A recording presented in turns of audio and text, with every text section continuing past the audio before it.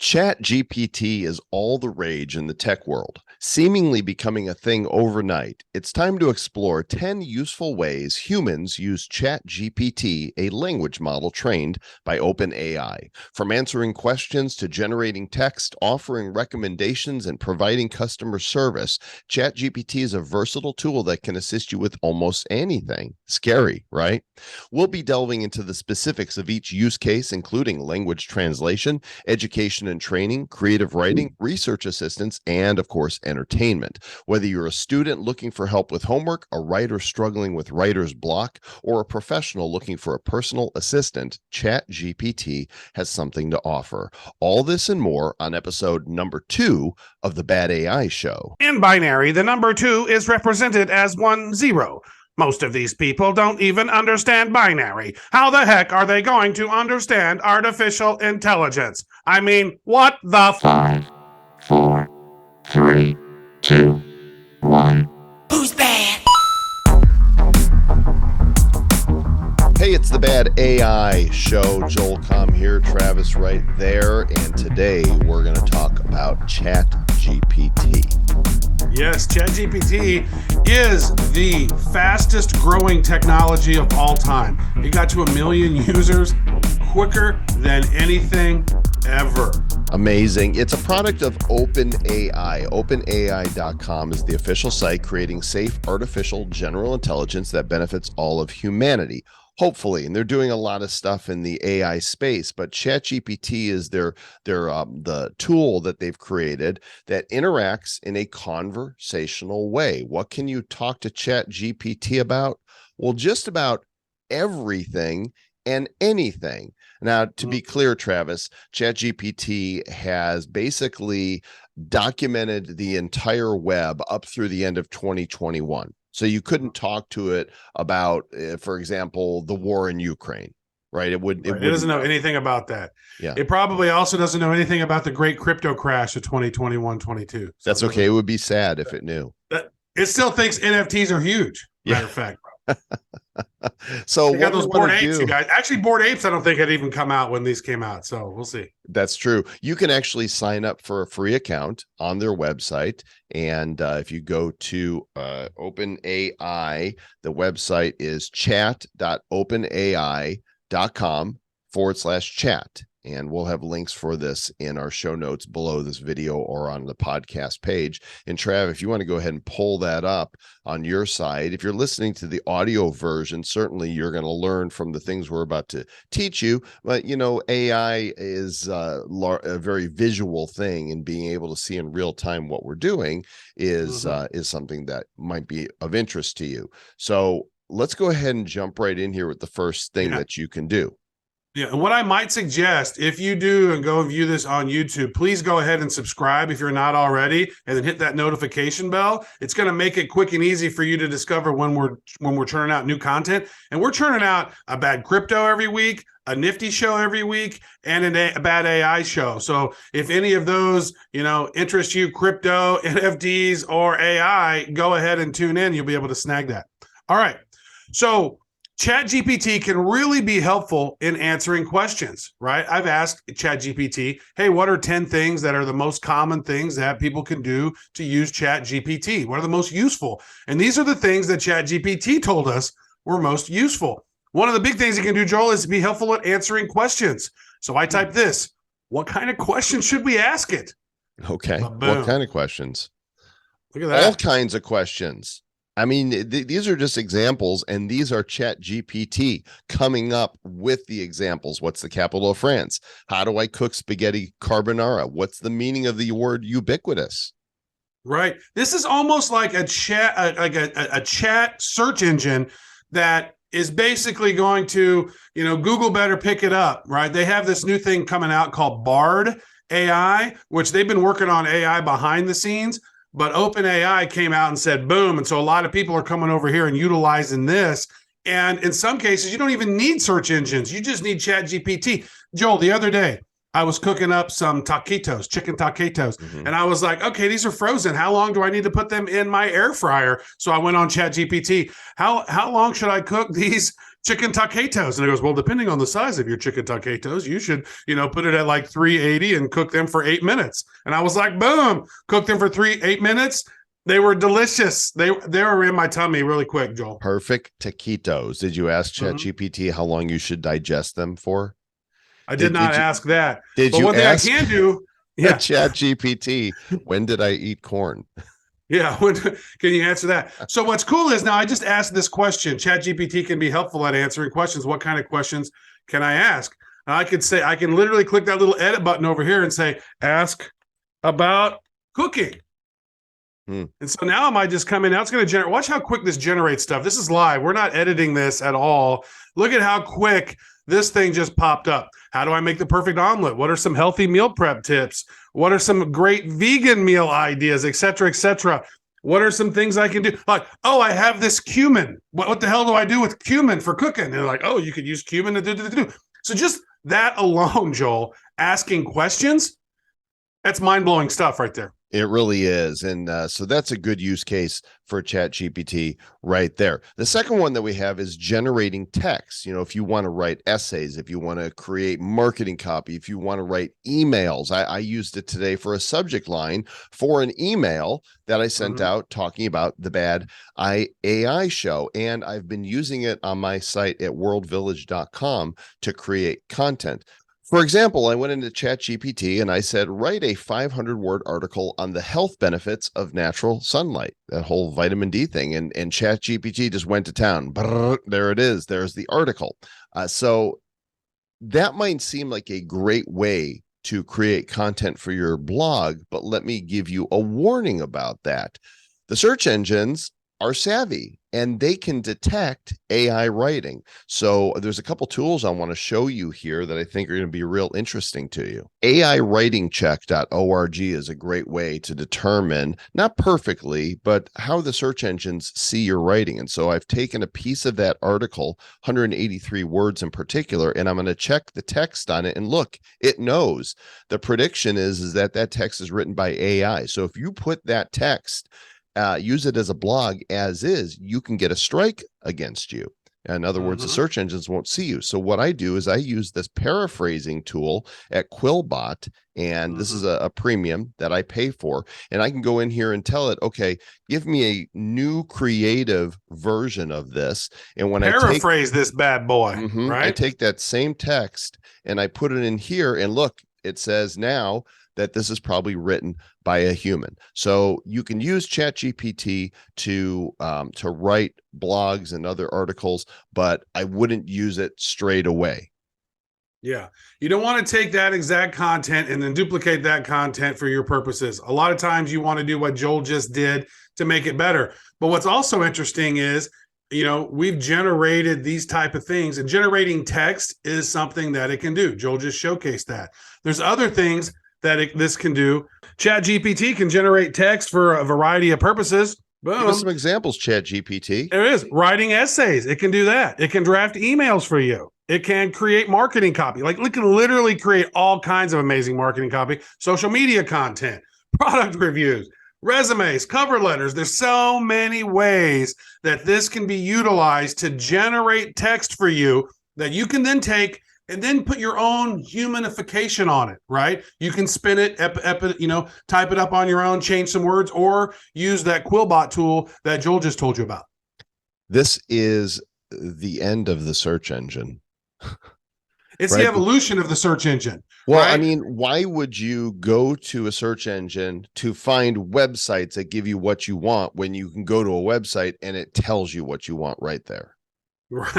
Right. So this is bad for website owners because, ChatGPT is going out there for the most part up until 2021, grabbing all of that data and pulling it into their knowledge bank and then now spitting it out to you. So, how some people are upset about AI art generation because they're using, inspiration from real digital artists and real physical artists. This is taking some of that information that's been written. However, this isn't going away. So you want to know about it because we want to stop the overlord robots ahead of time. We want to be friends with them. So always ask ChatGPT in a nice way. Please, ChatGPT. Thank you, ChatGPT. That was really nice response, ChatGPT.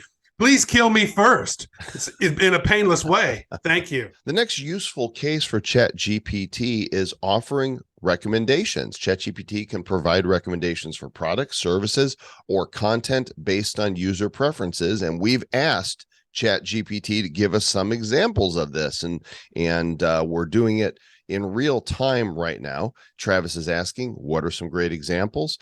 On a variety of topics, e-commerce, they can recommend great products, movies, books, news recommendations, travel recommendations. So imagine you're going to Puerto Rico and say, hey, I'm going to Puerto Rico. What are some of the coolest places where maybe I should go in Puerto Rico? And while I'm in Puerto Rico, what are some of the places where I should go eat while I'm there? What are the most popular destinations in that location? Imagine you no longer have to go to Yelp. You no longer have to go to TripAdvisor. You no longer have to go to any of these other sites that are giving you reviews. You can go and find these things directly, Joel. It's crazy. It's amazing. Mm-hmm. The next use case we can look at is providing customer service. I mean, it can get really frustrating trying to get help on a website, and you could just type into ChatGPT. I didn't use a brand name, but I said, how can I fix my router? And it gave me a list of 7 different things that I could consider specifically. Now, if I want to, I can go in here and say, it's a Netgear model, for example. It's saying, hey, you're having issues with your Netgear router. Here are some things that you can do. And of course, you can contact them for further assistance. Now, what I didn't do is get specific with, the model number, but I would imagine if it's on a support website, then ChatGPT has it. So this is some wild stuff. So just like that, customer service, all kinds of things, troubleshooting, support issues, those types of things that you might need to be on the phone forever, to be calling somebody on the dial phone. Yeah, just go on ChatGPT and maybe, just maybe, that can solve that issue for you. Also, ChatGPT can act as your personal assistant. So check this out. It can be your own thing, managing your own sort of your schedule, help you make reservations, etc. Look at all these right here that you can do. You can set reminders for important tasks. You can tell. I think this is going to make Alexa and going to make, hey, Siri or hey, Google. All of those are going to become obsolete unless they start figuring out a way how to put ChatGPT in their services, because this is going to eliminate the need for a lot of those, Joel. Absolutely. I mean, if you can talk to ChatGPT and ask it to make travel reservations for you, or book your open table, all of this stuff is going to get interconnected. I think this AI and ChatGPT shows us more what the Internet of Things can really be all about. And you're right, those command tools like Google, Alexa, Siri are going to be seen as primitive, right? That's going to be like the abacus to the calculator when we think about those initial voice command technologies that we've been using. ChatGPT can also do simple language translation for you. For example, I just typed into ChatGPT, I translate from English to French. I would like to buy a case of wild boars from Australia, because that's something that you might need to know in French. Well, the answer is, je voudrais acheter une caisse de sanglier sauvage d'Australie. There you go. Now you know how it's got to be wild, huh? Sauvage. Well, we typically will go to a translation site in order to do this. Well, now you don't need to go to a translation site. You can translate whatever. And I would assume that you can go on for paragraphs and paragraphs, that there's no end to what can be translated. So you can say, translate my article into Espanol or into Italian, and it will give you the text. Now, will it be perfect? No. Well, will you perhaps need to have somebody who is native in the language check it to make sure that you're not saying something horrible? Probably a good idea, but this is a great way to have your content translated into foreign languages. It is a great way. Yeah. But still, probably the translation tools are a little better, because you can just push that button and it can hear the language and then translate it for you. That might not be the best case, but it's something that ChatGPT can do. Also, let's go to this one, right? Let's go to this bad boy right here. What else can ChatGPT do? It can be used as an educational tool, right? So let's see what other kind of things that can be done here with this educational tool. It can provide course access, study materials. You can literally use this to quiz you. Like it can be your tutor on things. It's pretty amazing what this thing can actually do. Test preparation. Maybe you're trying to do the SAT. You're trying to learn other languages. You're trying to do all these different things. You can use these as a way to help you learn more effectively. And that's just completely mind-blowing to me. ChatGPT can also help with writing, which is great if you have writer's block. If you need some ideas, if you need to, think about your characters, your storylines, be a world builder, or just, if you want to do it entirely for fun. For example, I've gone into ChatGPT and I said, let's write an interactive story about a little boy who steps through a portal to a prehistoric world. You could see it's actually writing right now.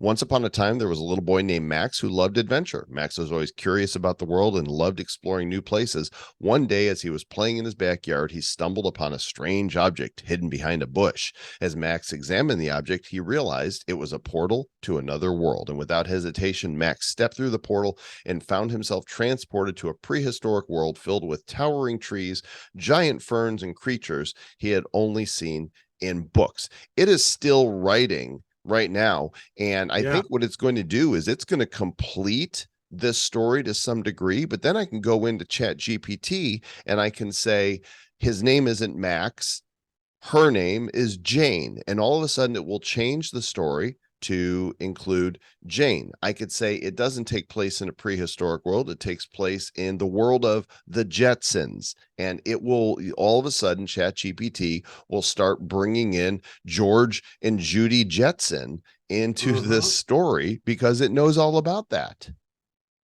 Yeah, I want to do one real quick about a haiku or like a quick poem. Or this is kind of fun to do like for your significant other or your loved one. Like write a love poem for, Yulia and tell the story about this and how she does this and does that. And then it will go in and create an amazing story, right? But I want to do a haiku. I'm going to do a haiku next on AI. Travis is going to start a new service called Haiku for You. AI generated haikus about on the fly. AI and NFTs. Oh my. Digital tokens. AI learns to buy and sell. NFTs go mainstream. Amazing. Amazing. And then I can just literally click on this again, or I can say regenerate the response. I didn't like that one. Yeah, give me another. Code and art collide. AI creates NFTs. Blockchain keeps them safe. Regenerate. Do one more. Digital tokens. AI creates art unique. NFTs in the cloud. Well, now I need a limerick. So tell it. Do we need to do a limerick? A limerick about what? Write me a limerick about NFTs. About NFTs. And here we go. There once was a craze for NFTs. Back in 2021, that 1 year. Right. Collecting digital art with such glee. The blockchain was key to prove ownership. You see a new era of ownership. OG. Okay, that one sucked. Give me another. That one did suck. Why'd you regenerate that one? Yeah. There once was a thing called NFT, a digital asset that you can't see. It sold for millions to buyers with billions. And now everyone wants to be a collector, just like me. One more of those because those are funny. There once was a thing called NFTs selling for millions. Oh, yes, indeed. From art to tweets, it's a virtual treat, a new era of ownership. We'll see. All right, let's do the next one here, Joel. So what's also interesting is research capabilities with ChatGPT. This can streamline research for you if you learn how to say the right prompts. This is all prompt engineering. So researching this type of stuff is great. So you can do academic research, business research, competitor research, medical research, legal research. Matter of fact, ChatGPT, Joel, has actually passed the law exam in several states. It's also passed the medical exam in several states. So now I am Dr. Travis Wright Esquire because I have. What does that do to, getting college degrees? If you can use ChatGPT to write a paper and then paraphrase it, all of a sudden your thesis is written by AI and you've put it through Quillbot to change it up and give it some more creativity. This is so disruptive. How are teachers going to even identify what's real versus not real when you're going through all these little paraphrasing mashups and creating content that you can literally be like, give me content that, the style of a ninth grader, right? And make it this and make it that, and tell me about John Wick's booth and Lincoln and what happened that day, and make it 3 pages long. I need 1,500 words, right? Take that over to Quillbot. Boom, you just got your essay done. But think about this. Yeah, you want to have the skills to be able to do these things on your own. But at the point when everybody's using ChatGPT and these AI tools to do it for you, if you're not using these to augment your work, then you're falling behind. Either way, it would seem to me. The last use case we want to talk about is entertainment. This is highly entertaining. What if you wanted to play a game or do something else interactive with ChatGPT? Well, you can do that. In fact, what I've done right here is I've just typed in, let's play 80s music trivia. Ask me 5 questions one at a time, and I'll try and guess the answers. So, which Michael Jackson album released in 1982 is the best-selling album of all time? Well, it's kind of giving it away to me right there. The answer is Thriller. Here's your second don't give question. me any hints. I don't want no damn hints. So the answer to this is Purple Rain. Oh, look. No, wait. What happened there? I just Purple Rain, not Purple Rain. Yeah, Joel, Purple Rain, not Purple Rain. I just broke ChatGPT. There it is. It's a great example of how to play a game. Let's play war games. Want to play a game? I'm going to tell it. That's what I said. I literally said Purple Rain. I apologize. You're right. I misunderstood your answer. You're correct. Okay, Boom. That's fine. We're about to get rickrolled here. Oh my goodness, I love this. It's actually picking lyrics. It's asking me what 1987 song by Rick Astley became a viral sensation in 2000s and led to the internet prank known as rickrolling. And then it gives you a hint. The song's chorus includes the lyrics, never gonna give you up, never gonna let you down. Yeah. So thanks for the game, ChatGPT. Yeah, what happens at the end of the game? Now we're just hung out. We're giving 5 questions. Like, what happens at the end? Got to keep sharing. I win something, perhaps. Okay. Well, the next answer was We Are the World. We are the children. We are the ones who use artificial intelligence because we're winning. So Gang, use there's the ChatGPT of different you can ways use it all your life. that you can use ChatGPT. There's 10 useful ways right there. Let us know what you discover from this. We would love to hear from you guys. We don't have an email set up for the Bad AI show right now, but you can mail us at badcryptopodcast@gmail.com. And I hope that you have gotten your free Bad AI Show Founders Pass NFT. This thing is badass looking, and we're giving it away for a limited time. All you got to do is go to the website I'm about to provide you with and put in your name, email, and your Ethereum wallet address. And that's going to get you on our Insights email list as well, so you can know what's going on in our world. But we're going to should show that. Let me pull that one up here real quick, because this thing looks really beautiful. Here it is right here. Look at this bad boy. Oh, Bad AI Show. Beep, bop, boop, bop, beep, bop. Look at that. That's pretty fancy, huh, Joel? So this will let you know that you're an OG. Go to badai.show/NFT and fill that out, and we will be dropping those. And of course, love to hear from you guys. Love your feedback. Please do subscribe and click the bell, depending where you are watching and or listening. If you are watching, then YouTube, Rumble, or Odyssey is the place to do that. And if you're listening on iTunes or one of the other services, then take a second to subscribe there and give us a review, right? That's the only way that the algorithm knows that that people are listening to the show and want others to know about it. That's how they prioritize promoting and ranking these podcasts. So super important. Yeah, and if you're too lazy to write it yourself, just go type in ChatGPT, chat.openai.com. Type in, leave a review for the new Bad AI show and tell us how great Travis and Joel is, or how bad they are, and whatever. And then there's your little review.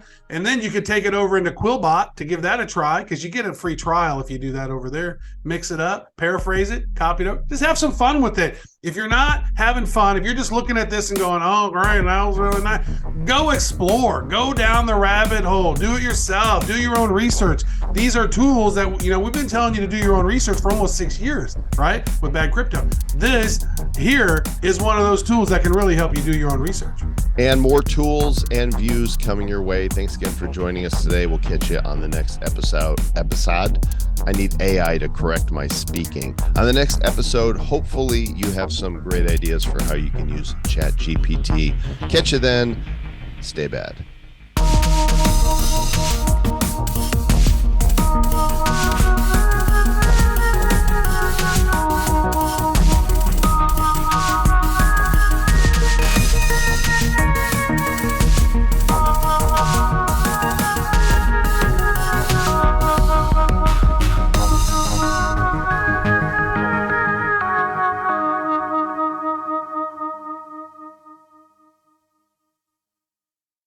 So one of the things that's really cool that you can do is you can actually import data into this thing. So you can say, hey, I want to get a summary of this particular article. I want to get a summary of this particular white paper, this PDF.